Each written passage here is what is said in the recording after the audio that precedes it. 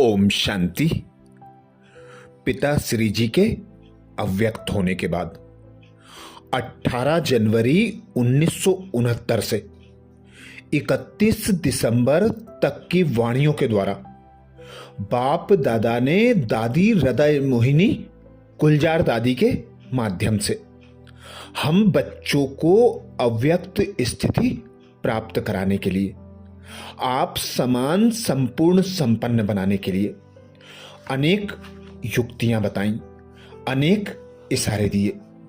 ऐसे ही 6 फरवरी 1969 को बाप दादा ने इशारा दिया, महिमा सुनना छोड़ो महान बनो, महिमा सुनना छोड़ो महान बनो। सभी याद की यात्रा पर बैठे हो? बाप दादा पूछते, सभी याद की यात्रा में बैठे हो? पढ़ाई का सार तो समझ आ गया, उस सार को जीवन में ला करके दुनिया को वह राज सुनाना है।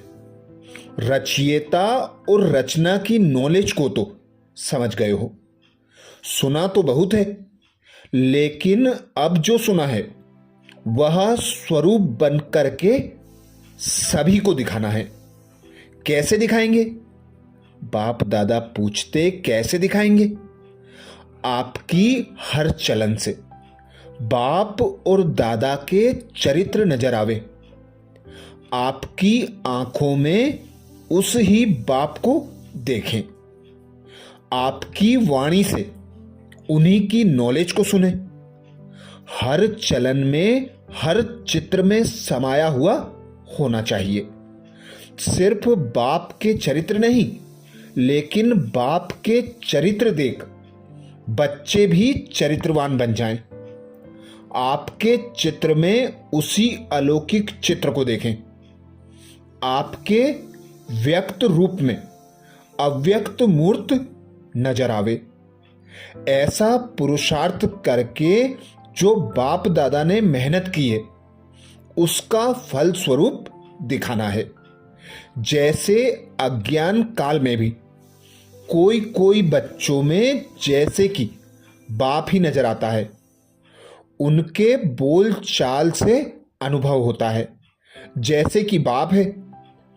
इसी रीति से जो अनन्य बच्चे हैं उन एक एक बच्चे द्वारा बाप के गुण प्रत्यक्ष होने चाहिए। और होंगे? कैसे होंगे? बाप दादा पूछते, कैसे होंगे? उसका मुख्य प्रयत्न क्या है?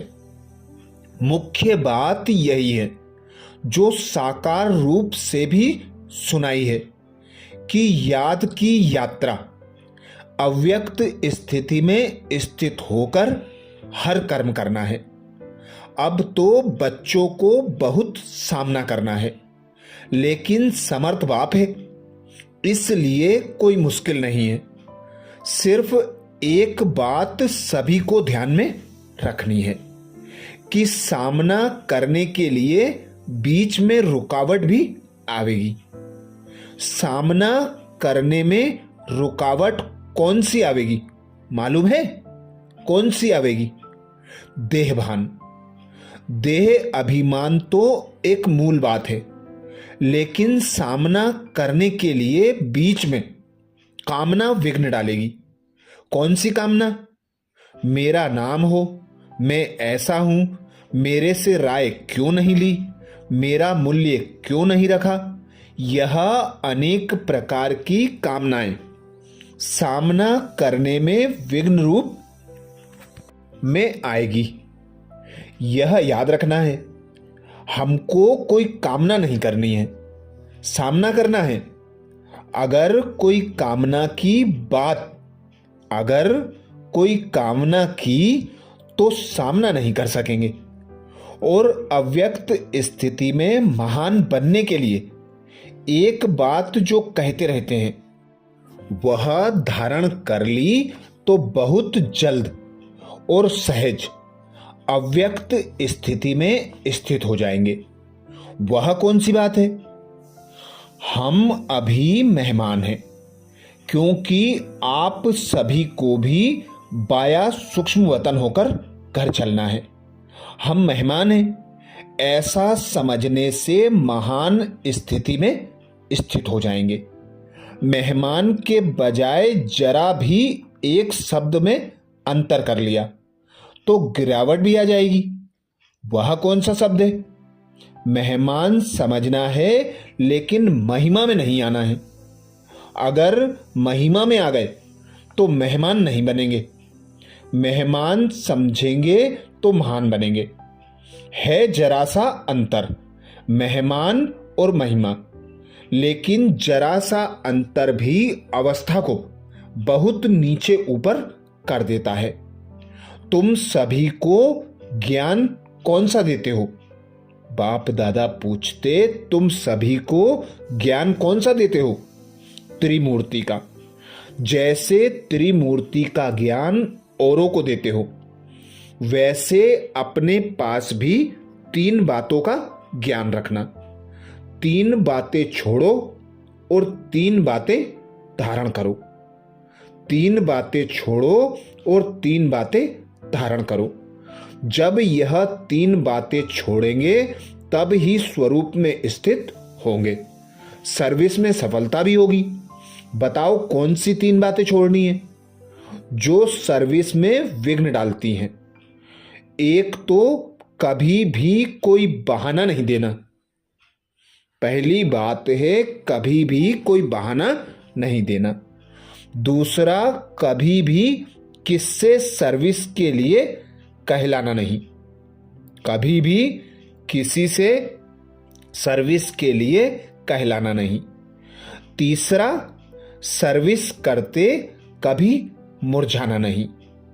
बहाना, कहलाना और मुरझाना, यह 3 बातें छोड़नी है। और कौन सी 3 बातें धारण करनी है? त्याग, तपस्या और सेवा। यह 3 बातें धारणा में चाहिए। तपस्या अर्थात याद की यात्रा, और सर्विस के बिना भी जीवन नहीं बन सकती। इन दोनों बातों की सफलता त्याग के बिना नहीं हो सकती। इसलिए 3 बातें छोड़नी है और 3 बातें धारण करनी है। अगर इन 3 बातों की धारणा हुई तो क्या बन जाएंगे? जो आपका गायन है ना, वही स्वरूप बन जाएंगे। यहां आबू में भी आपका गायन है कि रूप में और कौन सा रूप यादगार का है। तपस्या के साथ साथ और भी कोई मुख्य रूप का यादगार है। जिन्होंने देलवाड़ा मंदिर ध्यान से देखा होगा उन्हें याद होगा। जैसे तपस्वी है तो त्रिनेत्री भी है। त्रिनेत्री के साथ साथ याद त्रिमूर्ति की है। तो जैसा यादगार है त्रिमूर्ति का, ऐसा बनना है। तीसरा नेत्र कौन सा है? ज्ञान का। ज्ञान का तीसरा नेत्र ही यादगार के रूप में दिखाया है। तपस्वी और त्रिनेत्री। तीसरा नेत्र कायम होगा तब ही तपस्वी बन सकेंगे। अगर ज्ञान का नेत्र गायब हो जाता है तो तपस्या भी नहीं रह सकती। इसलिए अब त्रिमूर्ति शब्द को भी याद करके धारणा में चलेंगे तो वह बन जाएंगे जो शक्तियों का गायन है। जो प्रभाव है वह देखने में आएगा। अभी गुप्त है। अभी तक शक्तियां गुप्त क्यों हैं? क्योंकि अभी तक अपने स्वमान, अपनी सर्विस और अपनी श्रेष्ठताएं अपने से ही गुप्त हैं। अपने से ही गुप्त होने का कारण सृष्टि से भी गुप्त हैं। जब अपने में प्रत्यक्षता आएगी तब सृष्टि में भी प्रत्यक्ष होंगी। अभी शिवरात्रि का जो पर्व आ रहा है उनको और भी धूमधाम से मनाना है। बड़े उमंग और उल्लास से परिचय देना है, क्योंकि बाप के परिचय में बच्चों का परिचय भी आ जाता है। बच्चे बाप का परिचय देंगे तो बाप फिर अव्यक्त में बच्चों का परिचय, बच्चों का साक्षात्कार आत्मा को कराएंगे, अन्य आत्माओं को कराएंगे। तो इस शिवरात्रि पर कुछ नवीनता करके दिखानी है। क्या नवीनता करेंगे?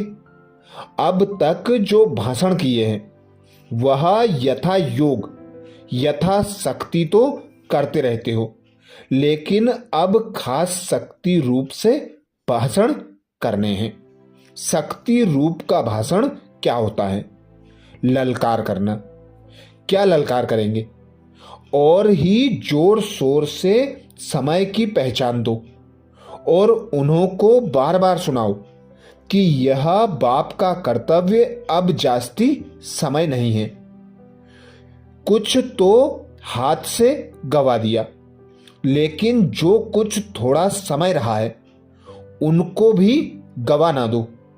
ऐसे फोर्स करके समय की पहचान दो, जैसे आजकल साइंस वाले ऐसे ऐसे बॉम्ब्स बना रहे हैं जो अपने स्थान पर बैठे हुए भी जहां बम लगाना होगा वहां निशाना दूर बैठे भी कर सकते हैं।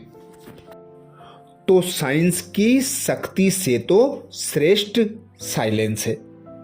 जैसे वह साइंस के लोग गोले बनाते हैं, वैसे अब शक्तियों को साइलेंस की शक्ति से गोले फेंकने हैं।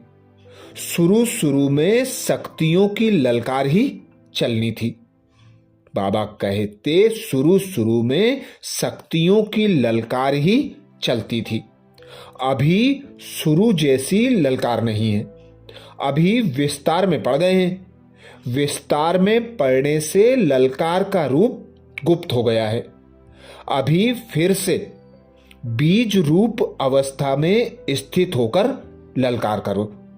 उस ललकार से कईयों में बीज पड़ सकता है, लेकिन बीज रूप स्थिति में स्थित रहेंगे तो अनेक आत्माओं में समय की पहचान और बाप की पहचान का बीज पड़ेगा। अगर बीज रूप स्थिति में स्थित न रहे, सिर्फ विस्तार में चले गए तो क्या होगा? ज्यादा विस्तार से भी वैल्यू नहीं रहेगी, व्यर्थ हो जाएगा। इसलिए बीज रूप स्थिति में स्थित हो, बीज रूप की याद में स्थित हो, फिर बीज डालो। फिर देखना यह बीज का फल कितना अच्छा और सहज निकलता है। अभी तक मेहनत जास्ती की है, प्रत्यक्ष फल कम है। अभी मेहनत कम करो, प्रत्यक्ष फल ज्यादा दिखलाओ। स्नेह तो सभी का है ही, लेकिन स्नेह का स्वरूप भी कुछ दिखाना है। यूं तो सदैव इस स्थिति में रहना चाहिए, लेकिन खास शिवरात्रि तक हर एक बच्चे को ऐसा समझना चाहिए जैसे शुरू में आप बच्चों की भट्टी के प्रोग्राम चलते थे। इसी रीति से हर एक को समझना चाहिए। शिवरात्रि तक हमको याद की यात्रा की भट्टी में ही रहना है, बिल्कुल अव्यक्त स्थिति में स्थित रहना है। अपनी चेकिंग करने का ध्यान रखो। फिर इस अव्यक्त स्थिति का कितना प्रभाव निकलता है। मुश्किल नहीं है, बहुत सहज है। कारोबार में आते हुए भी भट्टी चल सकती है। तो यह तो आंतरिक स्थिति है। आंतरिक स्थिति का प्रभाव जास्ती पड़ता है। सभी अमृत बेले मुलाकात करते हो। अभी तक ऐसा वायुमंडल नहीं पहुंचा है। अब तक मधुबन वालों ने भी स्नेह का सबूत नहीं दिया है। चारों ओर से बहुत कम बच्चे हैं जिन्होंने स्नेह का सबूत दिया है। बाप का बच्चों से कितना स्नेह था। स्नेह का सबूत प्रैक्टिकल में कितना समय दिया, क्या दिया था याद है? खास अपनी तबीयत को भी ना देखकर क्या सबूत दिया था? अपनी शारीरिक स्थिति को न देखते भी कितना समय खास सर्च लाइट देते थे, कितना समय स्नेह का सबूत दिया। आप कहते थे शरीर पर इफेक्ट आता है, लेकिन बाबा ने अपने शरीर को देखा, यह स्नेह का सबूत था। अब बच्चों को भी रिटर्न में स्नेह का सबूत देना है। जो कर्म करके दिखाया वही करना है। अमृत बेले जैसे साकार रूप में करके दिखाया, वैसे ही बच्चों को करना चाहिए। नहीं तो अब तक यही रिजल्ट देखिए। इस बात में अपने दिल को खुश कर लेते हैं, उठे और बैठे, लेकिन वह रुहाब शक्ति स्वरूप की स्मृति नहीं रहती। शक्ति रूप के बदले क्या मिक्स हो गया है? सुस्ती। तो सुस्ती मिक्स होने से मुलाकात करते हैं, लेकिन लाइन क्लियर नहीं होती है। इसलिए मुलाकात से जो अनुभव होना चाहिए वह नहीं कर पाते। मिक्सचर है। यहां शुरू करेंगे तो मधुबन वासियों को देख सब करेंगे। मधुबन निवासी जो खास स्नेही हैं, उनको खास सेक्रीफाइस अर्थात बलिदान करना है। स्नेह में हमेशा सेक्रीफाइस किया जाता है।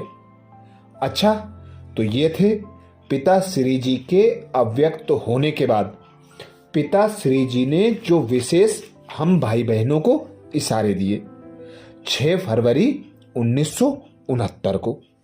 अच्छा, और आगे 1969 की वाणियों के लिए बाबा के चैनल को सब्सक्राइब करें। ओम शांति।